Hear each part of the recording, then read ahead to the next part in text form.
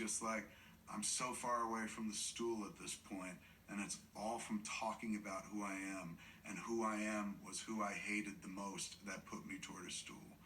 So this was a guy who never thought about doing comedy, but comedy saved his fucking life. And it's not traditional comedy in the way like you define a guy at a mic, stand on a little stage with a mic.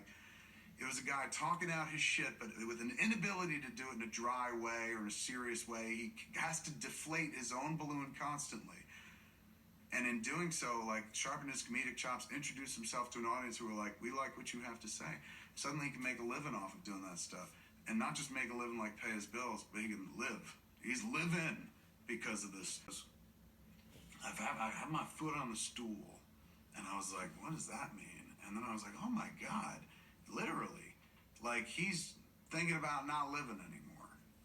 And I'm like, how could somebody this funny and original not want to live? So I said, hey man, before you think about killing yourself, why don't you go record a podcast? And he goes, yeah, that's the cure for death. I was like, it could be. I was like, every time you're on Smodcast with me, people love you. People love Walt. They think you guys are funny and original and stuff.